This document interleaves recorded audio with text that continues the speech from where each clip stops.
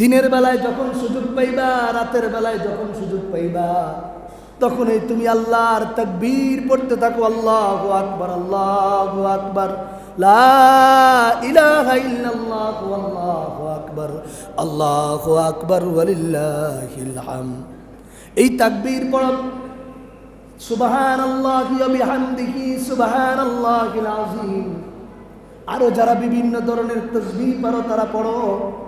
আস্তাগফিরুল্লাহাল্লাযী লা ইলাহা ইল্লা হুয়াল হাইয়ুল কাইয়্যুম ওয়া আতুবু ইলাইহি, লা হাওলা ওয়ালা কুওয়াতা ইল্লা বিল্লাহিল আলিয়্যিল আযীম। আল্লাহর রাসূল বলেন, এইভাবে চুপ থেকে বসে না থেকে, যেখানে সুযোগ পাও, গরু কিনতে গেছো, গরুর বাজারে সুযোগ পেয়েছো, 2 বার সুবহানাল্লাহ পড়ো, 3 বার আলহামদুলিল্লাহ পড়ো। এইভাবে যদি পড়তে পারো, আল্লাহর রাসূল সাল্লাল্লাহু আলাইহি সাল্লাম বলেন, আল্লাহ পাক তোমার সকল আমলগুলোকে তার দরবারে কবুল আর মঞ্জুর করে নিবে। সুবহানাল্লাহ। রহিম, ইন্নাল্লাহা ওয়া মালাইকাতাহু ইউসাল্লুনা আলান নবী ইয়া আইয়ুহাল্লাযীনা আমানু সাল্লু আলাইহি ওয়া সাল্লিমু তাসলিমা। সাল্লাল্লাহু আলা সাইয়্যিদিনা মুহাম্মদ ওয়া আলিহি ওয়া আসহাবিহি ওয়া সাল্লাম। বালাগাল উলা বিকামালিহি كشف الدجى بجماله حسنت جميع خصاله صلوا عليه وآله بلغ العلا بكماله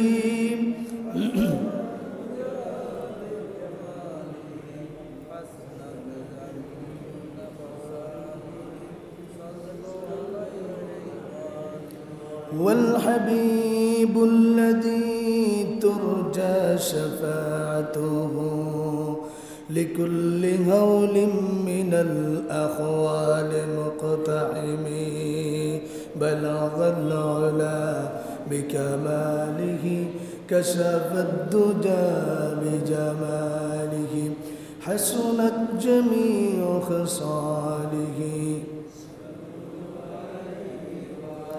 محمد بشر وليس كالبشر بل هو ياقوت والناس كالحجر. بلغ العلا بكماله كشف الدجى بجماله حسنت جميع خصاله. صلوا عليه وآله. معزز محترم حضرات মুসল্লিয়ান কিরাম, দিগর মুরব্বিয়ান ইজাম, মহান আল্লাহ রাব্বুল ইজ্জত ওয়াল জালালের দরবারে অসংখ্য অগণিত শুকরিয়া আদায় করছি যে আল্লাহ পাক সুবহানাহু ওয়া তাআলা আমাদের সকলকে অত্যন্ত দয়া করে, মায়া করে, মেহেরবানি করে পবিত্র জিলহজ মাসের সম্মানিত একটি মাসের প্রথম জুমাতে আল্লাহ পাক উপস্থিত হওয়ার তৌফিক ইনায়াত করেছেন। এই জন্য সে রব্বুল ইজ্জত ওয়াল জালালের দরবারে কালিমাতুশ শুকর আদায় করি, সকলে উচ্চ কণ্ঠে উচ্চ আওয়াজ উচ্চারণ করি আলহামদুলিল্লাহ। আমরা একটু জিকির করি লা ইলাহা ইল্লাল্লাহ, লা ইলাহা ইল্লাল্লাহ, লা ইলাহা ইল্লাল্লাহ,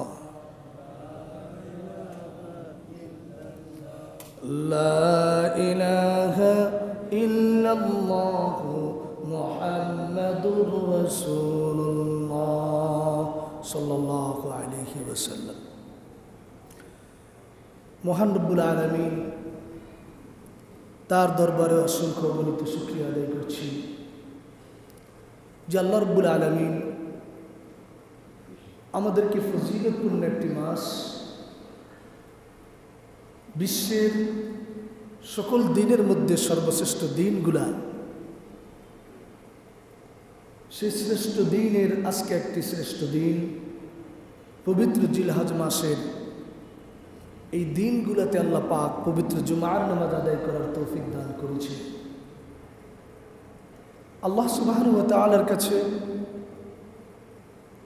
পবিত্র রমজান মাসের ফজিলতের পরে উল্লেখযোগ্য, সম্মানিত এবং গুরুত্বপূর্ণ, ফজিলতপূর্ণ যেই দিনগুলো রয়েছে, সেই দিনগুলোর মধ্যে পবিত্র জিলহজ মাসের 1 তারিখ থেকে নিয়ে 10 তারিখ পর্যন্ত 10টি দিন আল্লাহর কাছে খুবই গুরুত্বপূর্ণ বলেন সুবহানাল্লাহ। এবং প্রতিটি রাত্র আল্লাহর কাছে খুবই ফজিলতপূর্ণ রাত্র। যেমন দিন ফজিলতপূর্ণ, তেমন রাত্রগুলো ফজিলতপূর্ণ। দিনের ইবাদত, দিনের রোজা এত গুরুত্বপূর্ণ, এত ফজিলতপূর্ণ,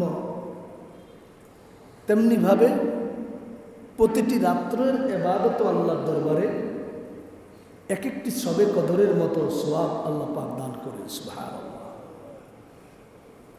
এজন্য জিলহজ মাস এর চাঁদ উদিত হওয়ার পরে, চাঁদ উঠার পরে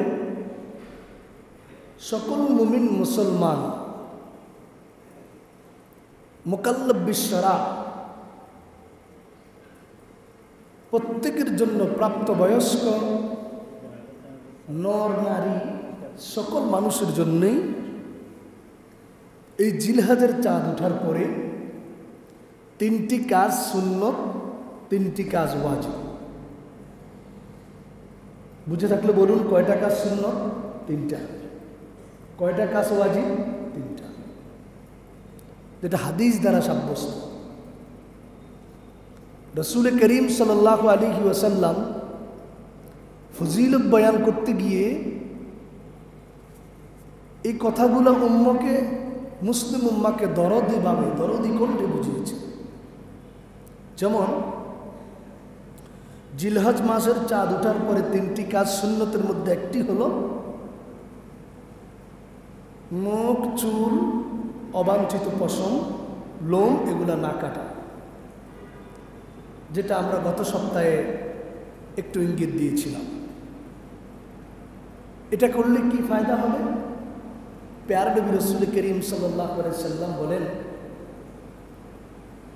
আল্লাহ পাক কুরবানিকে যেমন কবুল করবেন, কুরবানির সওয়াব দান করবেন, হাজী সাহেবদের সাথে সামঞ্জস্য থাকার কারণে আল্লাহ পাক তার আমলগুলোকে কবুল আর মঞ্জুর করে দেবেন সুবহানাল্লাহ।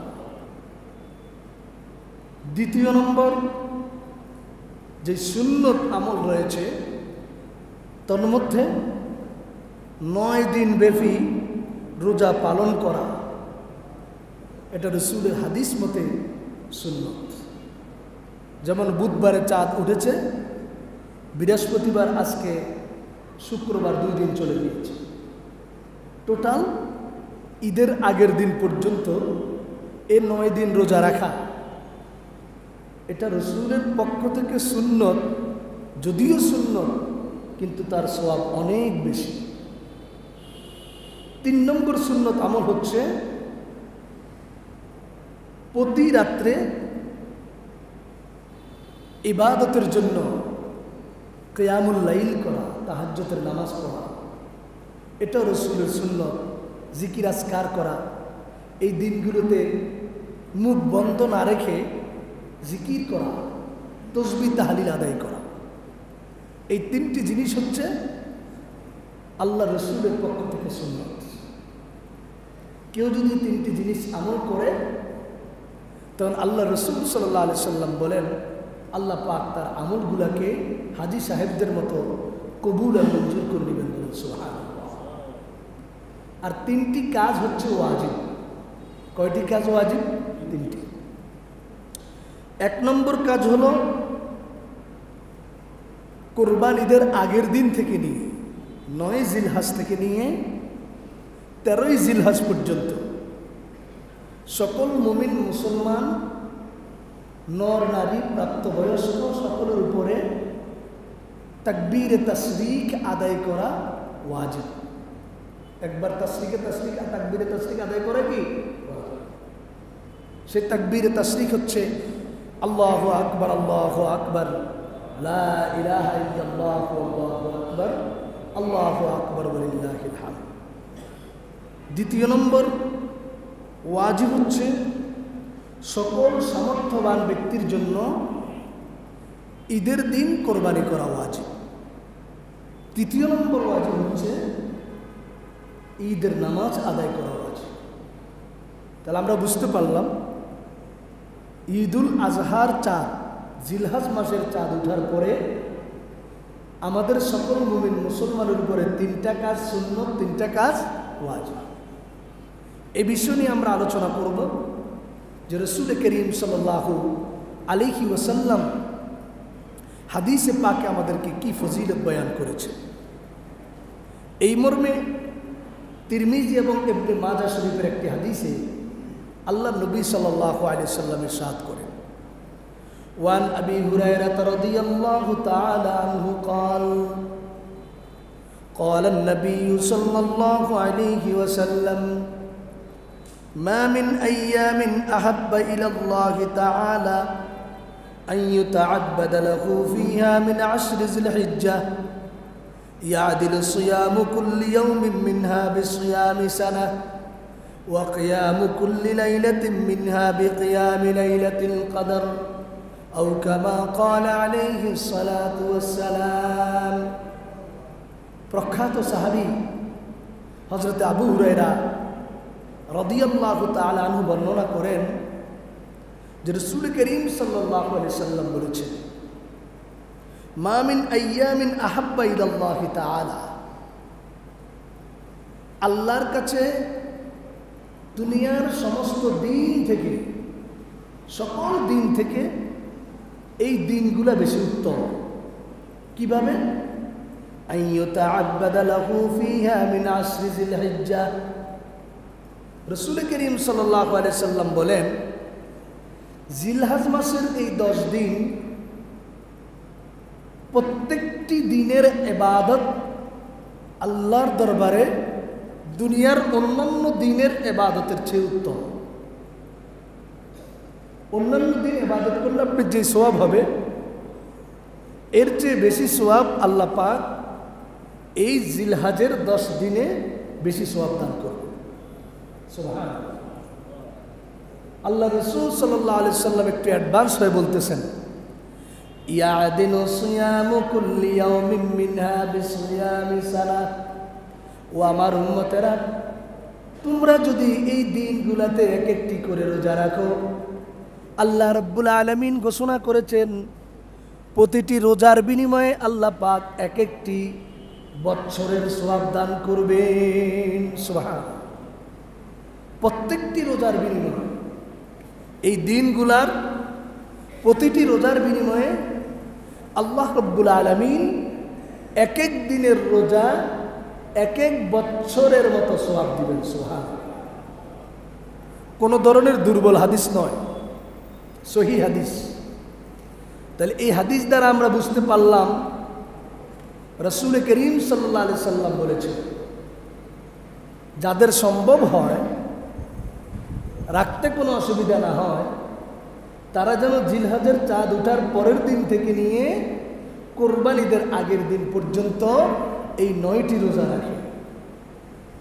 রাসূল বলেছেন প্রত্যেকটি রোজা এক একটি বছরের রোজা রাখার সওয়াব। সুবহানাল্লাহ। এর চেয়ে বড় সওয়াব, ফজিলত আর কি হতে পারে?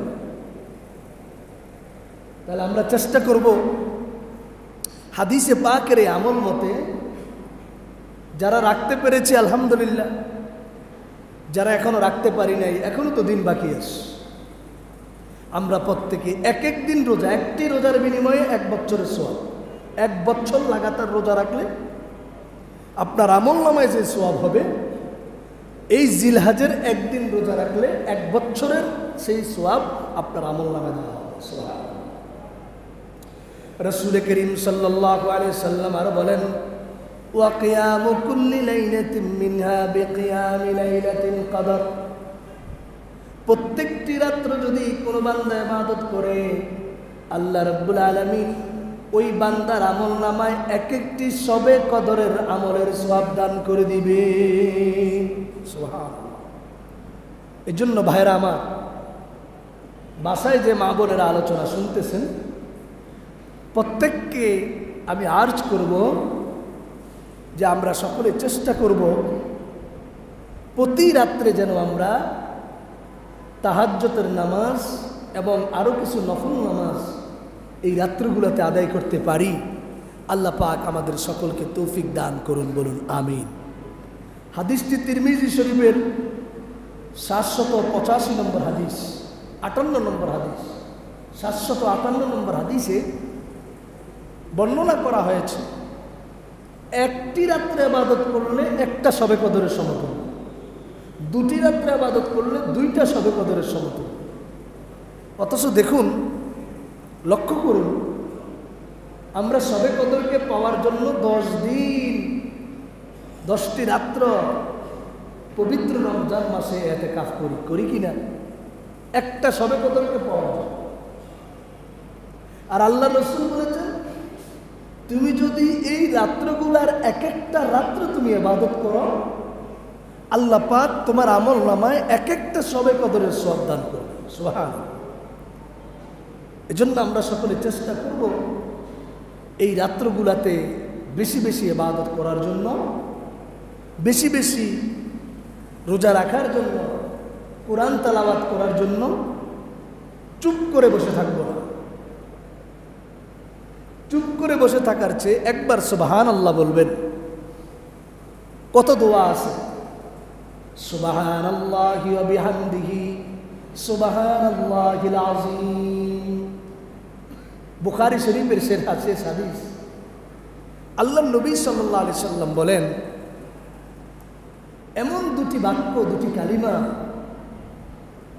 মানুষের জবানে হালকা, পড়তে সময় লাগে না, কিন্তু আল্লাহর কাছে মিজান এবং পাল্লায় অনেক ভারী। মানুষ পড়তে সময় লাগে না, আল্লাহর দরবারে অনেক দাম। সেই দুটি কালিমা কি? কালিমাতানি হাবিবাতানি ইলার রহমান খাফিফাতানি আলাল লিসান সাকিলাতানি আলাল মিজান সুবহানাল্লাহি ওয়া বিহামদিহি সুবহানাল্লাহিল আযীম। ছোট্ট দুটি কালিমা, যেটি পাঠ করলে হাদিসের বর্ণনায় আসছে, সমুদ্রে থেকে যে ফেনা আসে, ফানা, সমুদ্রের ফেনা আসলে যে একটা বিশাল ঢেউ, ঢেউয়ের সাথে যে ফেনাগুলা উঠে, যারা কক্সবাজার গেছেন, কুয়াকাটায় গেছেন, বিভিন্ন ধরনের মোহনায় গেছেন, বিশাল ঢেউয়ের সাথে যে ফেনা তৈরি হয়, আল্লাহ রাসূল সাল্লাল্লাহু আলাইহি সাল্লাম বলেন, এই ফেনা পরিমাণ যদি কারো গুনাহ হয়, এই দুটি বাক্য পড়ার সাথে সাথে আল্লাহ পাক তার গুনাহগুলোকে মাফ করে দিবেন। সুবহানাল্লাহ। সহজ। এজন্য সবাই বলি সুবহানাল্লাহি ওয়া বিহামদিহি সুবহানাল্লাহিল আযীম। খুব সহজ, আল্লাহর দরবারে অনেক দামি। এজন্য ভাইরা আমার, যখনই সুযোগ পাবো, যখনই সময় পাবো, গাড়িতে, বাড়িতে, শয়নে, চেতনে, তখনই অফিসের কাজের ফাঁকে, ডাক্তারি চিকিৎসার মাঝে, আমার জবানের তো কোনো কাজ নাই, হাতের কলমের কাজ চলতেছে, জবান দিয়ে দুটি কালিমা আমরা সকলে পড়ব, সুবহানাল্লাহি ওয়া বিহামদিহি সুবহানাল্লাহিল আযীম। ইনশাআল্লাহ আল্লাহ পাক আমাদের আমলগুলোকে কবুল আর মঞ্জুর করে দিবেন। সুবহানাল্লাহ। রাসূল করিম সাল্লাল্লাহু আলাইহি সাল্লামের হাদিস, আল্লাহ রাসূল বলেন যে এই দিনগুলাকে আল্লাহ পাক বলেছেন আযমু ইনদাল্লাহ। এই হাদিসটি মুসনাদে আহমদ শরীফে এসেছে। আল্লাহ নবী বলেন, মা মিন আইয়ামিন আযমু ইনদাল্লাহ ওয়ালা আহাব্বা ইলাইহিল আমালু ফীহিন্না মিন হাযিহিল আইয়ামিল আশর। এই 10 দিনের প্রত্যেকটি আমল আল্লাহর দরবারে কবুলযোগ্য। কোরআন তেলাওয়াত করলেন, আমরা ইচ্ছা করলে রমজান মাসে শুধু কোরআন খতম দেই, এই 10 দিনে আমরাও তো কোরআন খতম দিতে পারবো ইনশাআল্লাহ। এক খতম কোরআন দেন ইনশাআল্লাহ, প্রতিটি অক্ষরে অক্ষরে সওয়াব আল্লাহ পাক অন্যান্য দিনের তুলনায় বেশি দান করবেন। আল্লাহ রসুল বলেন, আহাব্বা ইলাল্লাহ আল আমালুস সালেহ, আল্লাহর কাছে বেশি প্রিয় আমল এই 10 দিনে। কেন ভাই? কারণগুলা কি?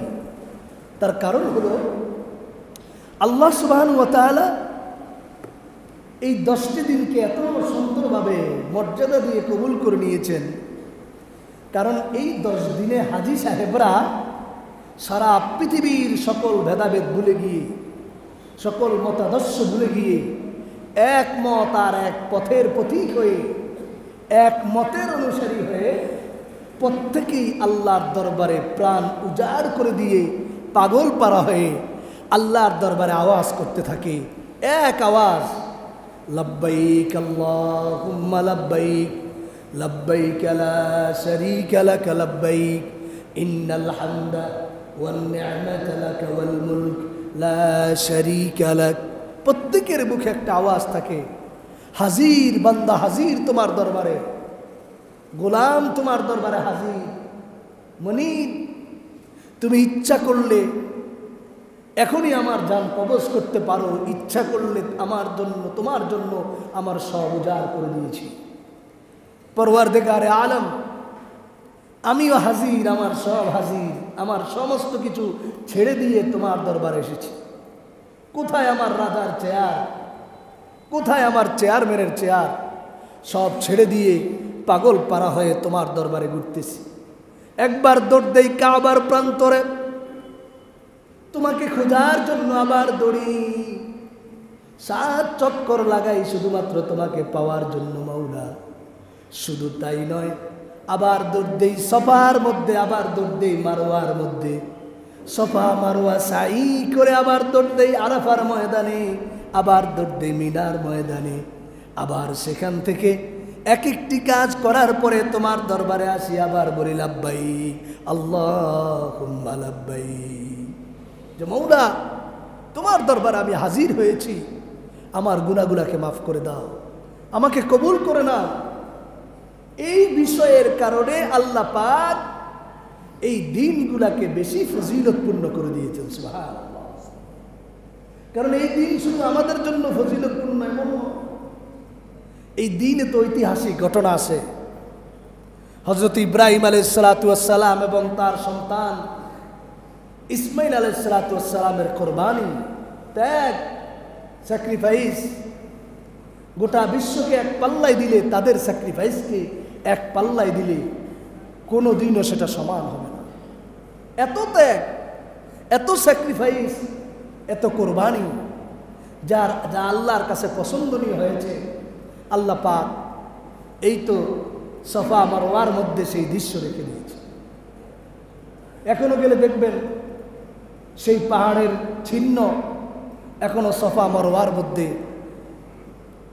পাথর দিয়ে, মার্বেল পাথর দিয়ে বেষ্টনী করে রাখা হয়েছে। এখনো সেই পাহাড়ের চিহ্ন গ্লাস ফিটিং করে সেখানে রাখা হয়েছে, দৃশ্যটুকু স্মরণে রাখার জন্য। যদিও সব সমান, কিন্তু এটা সফা এবং মারওয়া একটা পাহাড় ছিল, দুটি পাহাড়।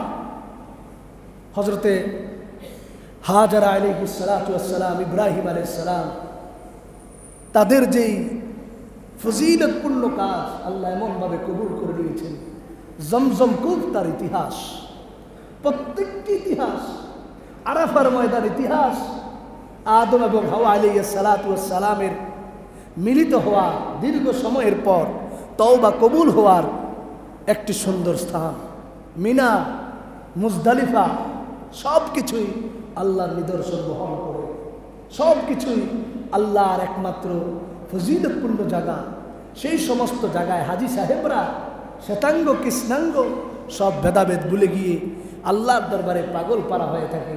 আমরাও যদি এই দিনগুলোতে আমল করতে থাকি, আল্লাহ বলেন আহাব্বা ইলাল্লাহ, আল্লাহর কাছে সবচেয়ে বেশি গ্রহণযোগ্য মহব্বতের আমল হলো এই দিনগুলোতে আমল। বলেন সুবহানাল্লাহ। এজন্য রাসূল করিম সাল্লাল্লাহু আলাইহি ওয়াসাল্লাম বলেন ফাআকসিরু ফীহিন্না মিনাত তাহলিল ওয়াত তাকবীর ওয়াত তাহমিদ আল্লাহর নবী বলেন, ওগো আমার উম্মতেরা, এই দিনগুলাতে, এই রাত্রগুলাতে মুখটাকে সিলাই করে বসে থেকো না, মুখটাকে চুপ রেখে বসে থাকো না। দিনের বেলায় যখন সুযোগ পাইবা, রাতের বেলায় যখন সুযোগ পাইবা, তখনই তুমি আল্লাহর তাকবীর পড়তে থাকো। আল্লাহু আকবার, আল্লাহু আকবার, লা ইলাহা ইল্লাল্লাহ, আল্লাহু আকবার, আল্লাহু আকবার, ওয়ালিল্লাহিল হামদ। এই তাকবীর পড়ো। সুবহানাল্লাহি ওয়া বিহামদিহি, সুবহানাল্লাহিল আযীম।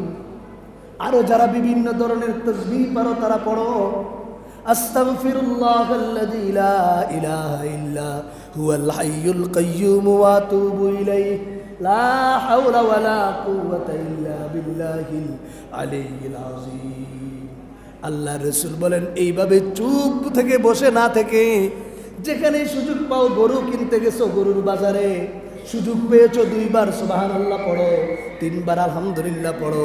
এইভাবে যদি পড়তে পারো, আল্লাহ রাসূল সাল্লাল্লাহু আলাইহি সাল্লাম বলেন, আল্লাহ পাক তোমার সকল আমলগুলোকে তার দরবারে কবুল আর মঞ্জুর করে নিবে। সুবহানাল্লাহ।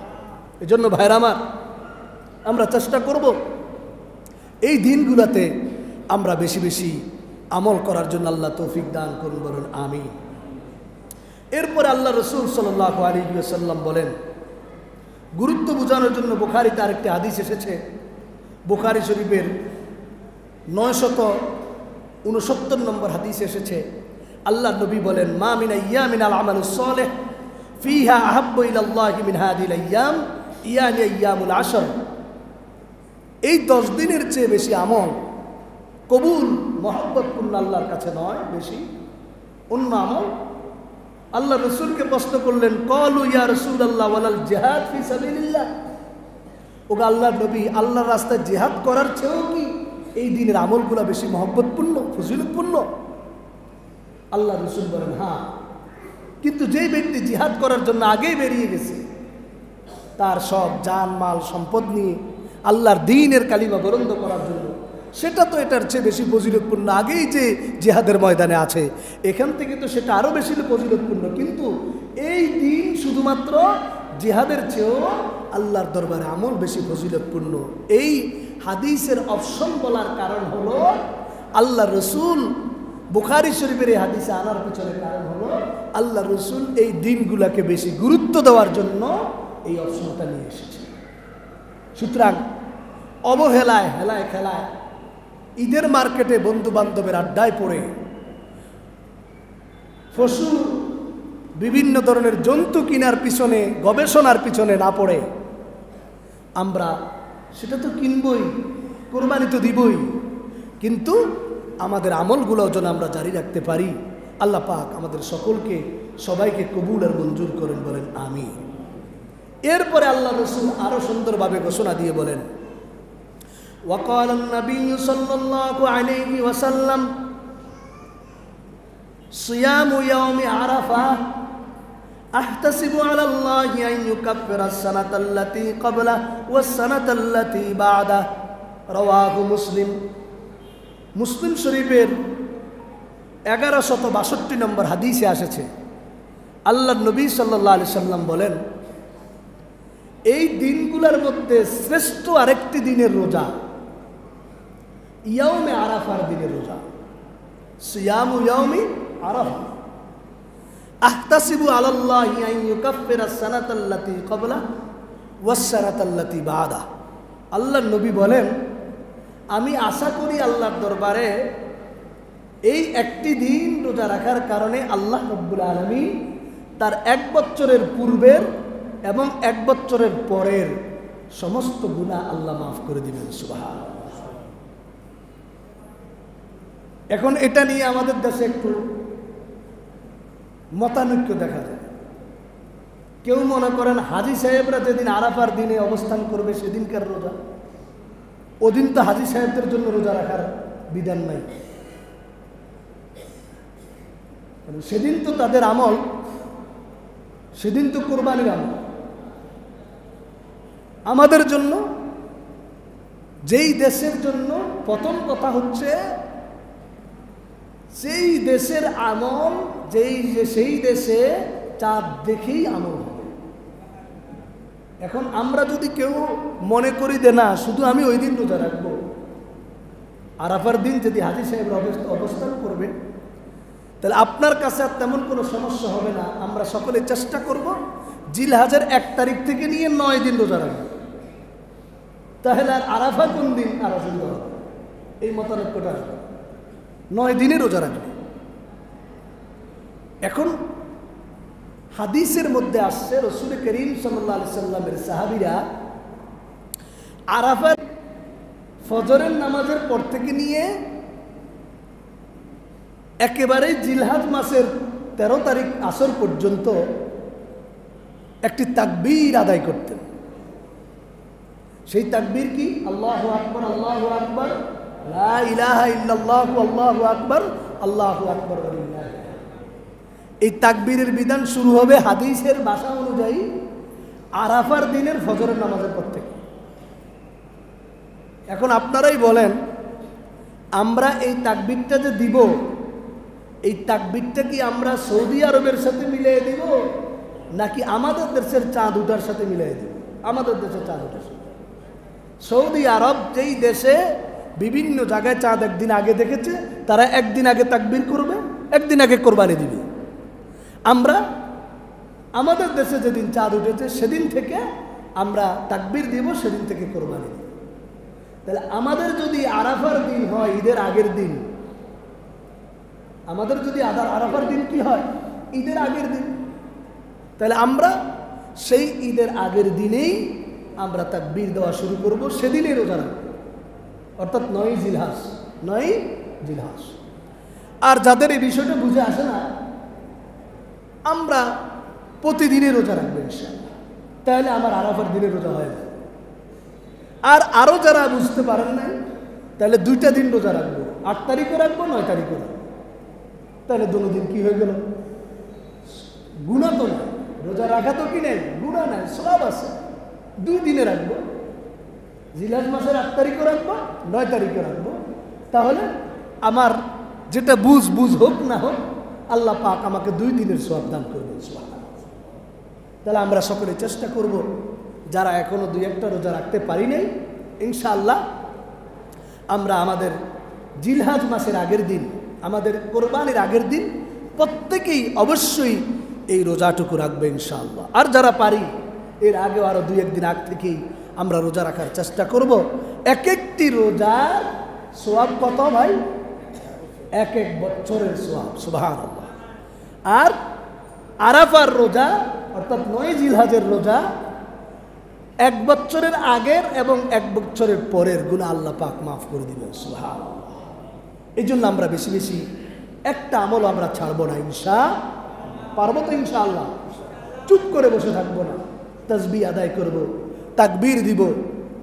আর অন্য হাদিসের কিতাবে আছে, পশু কিনতে যাওয়ার সময় যদি আপনি পশুর মার্কেটে ঢুকার আগে দিয়ে যদি আপনি একটি দোয়া পড়েন, তা আল্লাহ পাক যতক্ষণ থাকবেন ততক্ষণ আপনার আমল নামায় সওয়াব লিখতে থাকবে, সুবহানাল্লাহ। এই জন্য আমরা প্রত্যেকে চেষ্টা করব এই দোয়াগুলা, এই আমলগুলা শিখে করার চেষ্টা করব। আল্লাহ তৌফিক দান করুন, আমিন। এরপরে আসি আমাদের গুরুত্বপূর্ণ যে কাজটি হলো এই 10 দিনের ওয়াজিব, সেটি হলো যাদের সামর্থ্য আল্লাহ পাক দিয়েছেন তারা কোরবানি আদায় করতে হবে ইনশাআল্লাহ। কোরবানির নেসাব বর্তমান সময়ে 90,000 থেকে নিয়ে 1 লাখ টাকা পর্যন্ত, ভালো করে শুনি, 90,000 থেকে নিয়ে 1 লাখ টাকা পর্যন্ত যেই যুবক প্রাপ্তবয়স্ক চাকরি করুক আর না করুক, মা বাবার হোটেলে খাক অথবা ভিন্নভাবে খাক, যেইভাবে হোক, যেই যুবকের কাছে অথবা যেই যুবতীর কাছে, তরুণীর কাছে প্রাপ্তবয়স্ক, এবার বিফোর ম্যারেজ আফটার ম্যারেজ, বিয়ে করুক আর না করুক, হাদিসের নেশাব অনুযায়ী, কিতাবের নেশাব অনুযায়ী কোরবানিদের দিন থেকে নিয়ে পরের 2 দিন পর্যন্ত, অর্থাৎ আমাদের দেশে তো কোরবানির কি বারে? শনিবারে। কি বারে? শনিবার। শনিবার, রবিবার, সোমবার, এই 3 দিন যদি কোনো প্রাপ্তবয়স্ক বালেগ পুরুষ এবং নারীর কাছে অতিরিক্ত, অর্থাৎ তার সমস্ত হাওয়ায় যে আসলিয়া প্রয়োজনীয় জিনিস ছাড়া এই অ্যাডভান্স এই টাকাটা যার কাছে থাকবে 90,000 থেকে নিয়ে 1 লাখ টাকা নেশা, তাহলে তার উপরে কোরবানি দেওয়া ওয়াজিব। যদি কোরবানি না দেন তাহলে ওয়াজিব তরকের গুনাহগার হবে। এটা সকলে আমরা জানি, জানার দরকার আছে। এবার আমরা নিজেরাই হিসাব করছি, আমাদের যাদের ছেলে তার কাছেও কিন্তু 1 লাখ টাকা আছে। কি ভাই, নাই মনে হয়? এমন যুবক পাওয়া যাবে না যার কাছে 1 লাখ টাকা নেই, আছে। কিন্তু উনি মনে করে আমার উপর কি কোরবানি ওয়াজিব। আপনি 1 লাখ টাকার মালিক হলেই কোরবানি ওয়াজিব। এবার চাই বাবার সাথে আপনি থাকেন, বাবার ঘরেই আছেন, বাবাই আপনার খরপোশ দিচ্ছে, সব কিছু দিচ্ছে, কিন্তু বাবার উপরও কোরবানি ওয়াজিব, আপনার উপরে কোরবানি ওয়াজিব। ভালো করে খেয়াল করতে হবে। নেশা। আর যদি টাকার মালিক না হয় তাহলে তার উপরে কোরবানি ওয়াজিব। ঠিক তদ্রূপ কোনো মা বোনেরা ওনাদের কাছেও যদি 90,000 1 লাখ টাকার মতো এরকম থাকে তাহলে তিনিও কোরবানি দিতে হবে, স্বামীও দিতে হবে, স্ত্রীও দিতে হবে। কোনো মেয়ের কাছে যদি থাকে, মনে করেন কেউ হাদিয়া দিল, অথবা আমাদের মসজিদের একজন খাদেমকে কেউ মনে করেন আসি ঈদের দিন 1 লাখ টাকা দিল, সাথে সাথে তার উপরে কোরবানি ওয়াজিব। অথবা একজন ফকির মিসকিন, সে দাঁড়িয়ে আছে, আপনার মন বলেছে, তাকে আপনি 1 লাখ টাকা হাদিয়া দিলেন, সাথে সাথে ওই ফকির মিসকিনের উপরে কি হয়ে গেল, এই হাদিয়া পাওয়ার সাথে সাথে কোরবানি ওয়াজিব হয়ে গেল। এইভাবে মাসালাগুলো আমরা খেয়াল করব। আর এটা বর্তমান সময়ে তেমন কোনো কঠিন বিষয় নয়। এই জন্য আমরা সকলেই কোরবানি তো আমরা দিতেছি, ইচ্ছা করলেও দেই, না করলেও দেই, নামাজ না পড়লেও কোরবানি দেই, রোজা না রাখলেও কোরবানি দেই। আমাদের কোরবানিতে এখন একটা ট্র্যাডিশন হয়ে গিয়েছে, যদি আমি কোরবানি না দেই তাহলে তো সমস্যা, মানুষ কি বলবে, এটা মাথায় থেকে ফালিয়ে দিতে হবে। কোরবানি তো সেই কোরবানি যেটা আমার জানের কোরবানি, মালের কোরবানি, মনের কোরবানি, তিনটার কোরবানি সমন্বয় হতে হবে। আমার জানেরও কোরবানি, এর দ্বারা বুঝে দিতে হবে, আমার মনেরও কোরবানি দিতে হবে।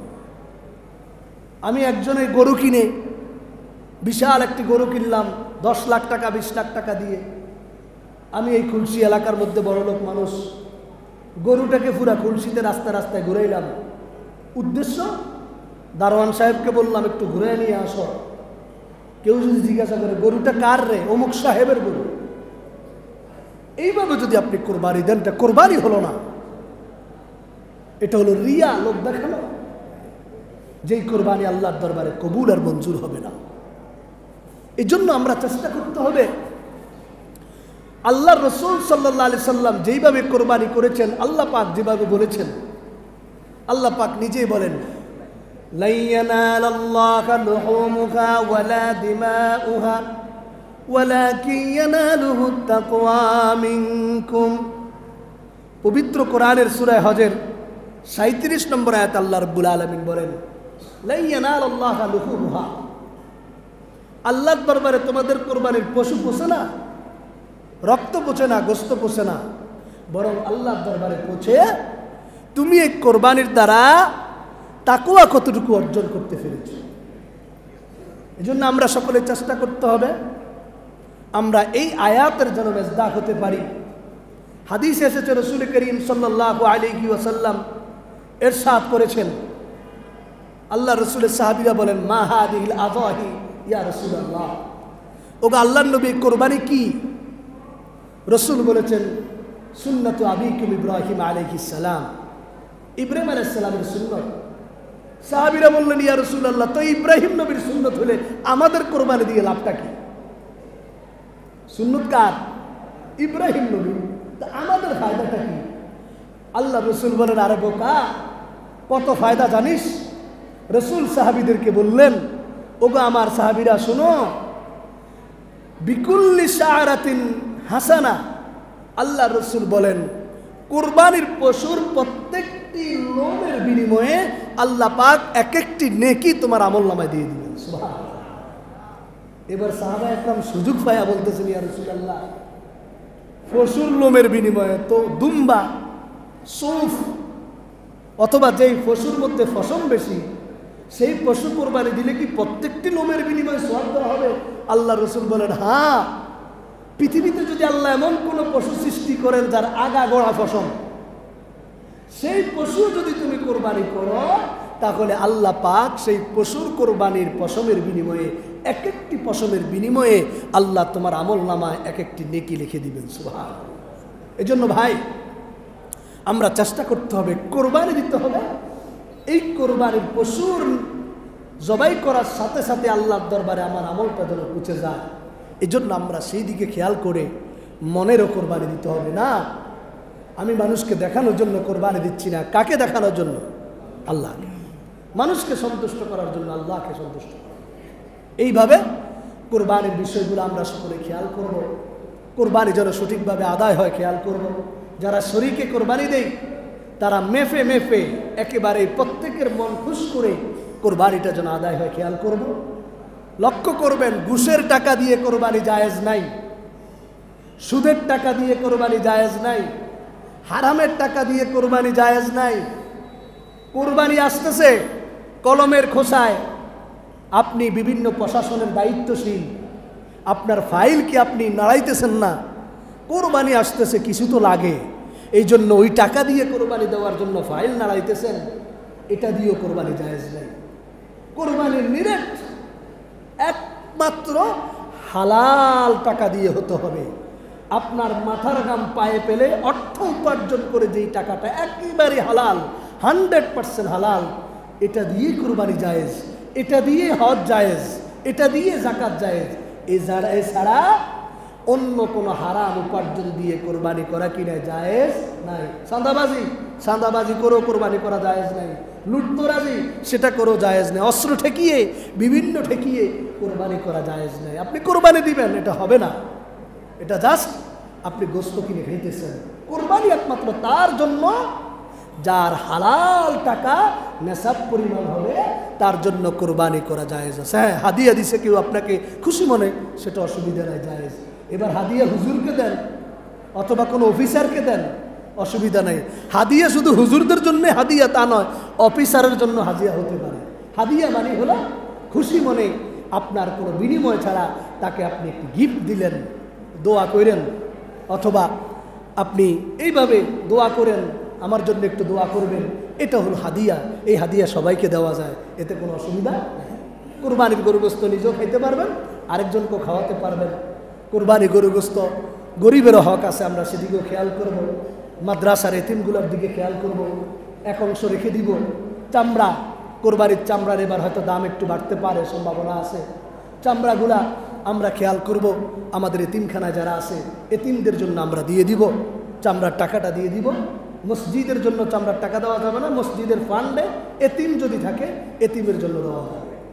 এইভাবে আমরা বিভিন্ন জায়গায় খেয়াল করে আমরা এই আমলগুলা করার জন্য চেষ্টা করব। বিশেষ করে 9 জিলহজ তাকবীরটি সবাই আদায় করব। 9 জিলহজ আমাদের জন্য কি? শুক্রবারে, আগামী শুক্রবার ফজরের পর থেকে, ভালো করে খেয়াল করবেন, আগামী শুক্রবার ফজরের পর থেকে নিয়ে একেবারে 13 জিলহজ পর্যন্ত আমরা প্রত্যেকেই নারী পুরুষ আমরা তাকবীর আদায় করব। প্রত্যেক ফরজ নামাজের পরে, কাজা যদি হয়ে যায় সেই কাজা নামাজের পরে ওই দিনগুলোতে আমরা আদায় করে দিব। আল্লাহ পাক আমাদের সকলকে, সবাইকে যা বলেছি আমল করার তৌফিক দান করুন, আমিন।